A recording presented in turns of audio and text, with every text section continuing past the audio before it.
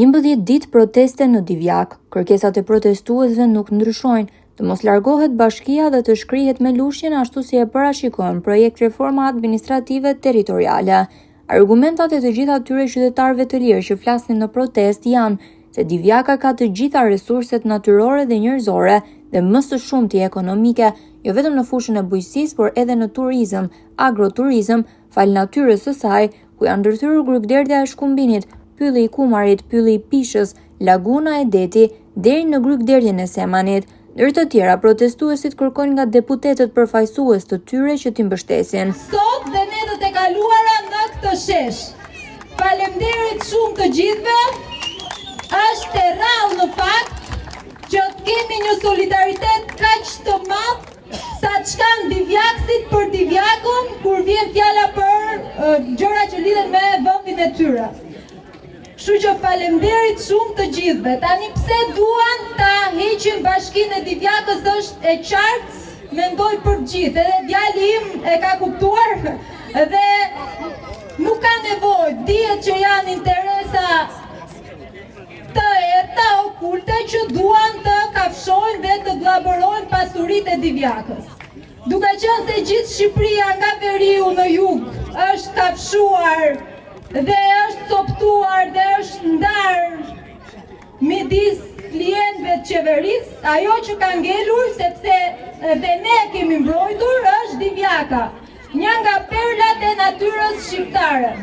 Kështu që me sa duket, duke qenë se edhe fundin po e ndjen shumë të afërt, kjo qeveri ja ka vënë syrin dhe ka vendosur ultimatum që patjetër të bëj këtë pseudo reformë territoriale për të vllabëruar, kafshuar çka ka ngelur më nga kjo Shqipëria jonë. Po të shkosh në jug, në palas, në gjithë brigjet e jugut, perlat natyrës, ti shohësh sot janë betonizuar dhe janë kthyer në katastrofa natyrore në një farë mënyre. Të gjitha këto ndryshime, ai beton, ato male, ato kodra, faqe kodrash të rrafshuara nuk kthehen më mbrapsh. Kështu që nëse do lejojmë që ta kthejmë edhe Divjakën tonë, ta kthejnë ata në të tilla copa ngastra që ja japin klientëve të qeverisë për të përfituar vetëm një grusht i vogël njerëzish dhe për t'i mohuar përfundimisht aksesin qytetarëve të Divjakës, lushnjës dhe gjithë Shqipërisë për tek parku Divjaka Ravastadhe në plazh, atëherë mund ta lëm këtë gjë. Po ne kemi treguar që nuk e lëm për gjysëm një kauz të nisur. Dhe kjo është kauza jonë, ta mbrojmë Divjakën dhe të mbajmë larg duart e grabitçarëve të kësaj qeverie grabitçare nga pasuritë natyrore që na kanë trashëguar dhe që ne duam t'ja u trashëgojmë fëmijëve tanë.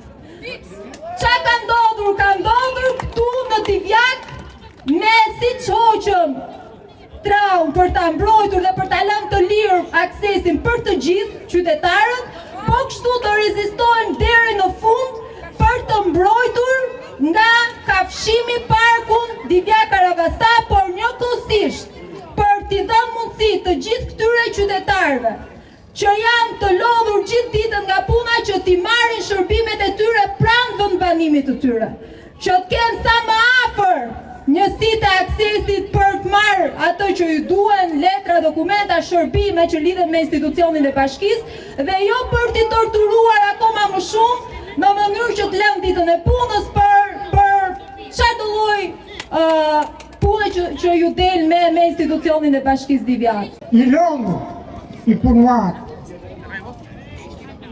i popull me disiplinë të fortë, i them zonjës se tani ka marrë, i them o zonjë, mos e mbyllu derën, se Divjaka nuk pek gjën në dorë.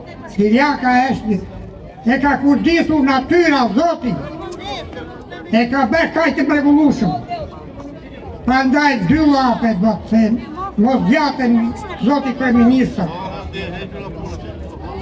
Prandaj ti populli, deputeti që është i kësaj zone duhet të lidhen me këtë popull kaq të ndërgjegjshëm dhe kaq punëtor dhe kaq me kulturë të lartë. A ne nuk t'i sejni për politikë, po këtu do të bashkohen e gjithë t'i vjaka, të majtë të jatë, se bashkia është tërti populli, edhe të mbani të bashki. Gjithë jam menduar dhe sot dhe mendojnë në vetën time, sepse nuk jam vetë shumë që më dhënë shpirtin, janë gjithë ta njerëz që vinë të përdit. Ore, Aurela Gaçe këndon një këngë. Ku po shkon kjo botë? Unë po them, ku po shkon ky kryeministër? Ka gjitha këto resurse, e gjithë të begati dhe gjithë të bukuri. Sa hapa hedhim, aq bukuri shikojmë ne. Jo se mburrim vendin tonë. Pra jemi në 15 bashkit që ky kërkon të na shkurtoj. Arsyeja, po përse? Ne jemi të parët. Ky na kanë zgjedhur të fundit, ndash nga numri i popullsisë, ndash nga pasuritë, nga sa gjitha të ardhurat, dhe ky thotë jo. Ku janë antarët e Këshillit më që ka votuar ky popull? Por nuk kam asgjë me ata janë vëllezër. Po ku janë më nuk shoh një vesh lilit, ama se nuk i njoh unë. Po ku janë më por pse fshihen? Ajo dhem kjo Divjak, ma u dhem ky shpirti i Divjakës. Po u dhem apo nuk u dhem? Po nuk i dhem. Po le trinë në gjund marrin lekë ato 7.000 lekë. Nuk i marrin ato 7.000 lekë. Frikacekët dhe servila. Po më po frikacekët dhe servila. Ku janë deputetët socialistë që kanë marrë 4 mandate pra 20 vjet që e qeverisin atë bashki? Po ku janë më në zotëri? Neve duhet të mobilizohemi, të ngrihemi dhe nga 50 veta nga 200 veta të shkojmë Tiranë. Sa ai ka ditët e numëruara. Ai ka ditët e numëruara të shkojnë kokën të burgut, si ata babaxhanët e tjerë që kanë vajtë të rrinë të mërit të spijet. Nuk del. Një popull i qetë si Divjaka, këte ka tregu historia, punëtor, me nuk e di shumë gjëra pozitive, dhe prap nuk na duan. Harroj që ne kemi potenciale shumë fuqishme si qytetarë të mbram në bujqësi, nuk i shikon njeri ato. Sepse ato të ardhura nga bujqësia asnjëherë nuk pra bashkia nuk përfiton nga ato. Se ato shkojnë në eksport. Dhe askush nuk e di sa eksporton Divjaka. Nuk e llogarit njeri ato gjëra, ato shikojnë gjëra të tjera, nuk e di se çfarë shikojnë. Tjetër gjë është, sepse nga eksportet mund të llogaritësh shumë gjëra të tjera, sepse duke qenë thuajse po themi numri 1 në Shqipëri, pra hambari i Shqipërisë.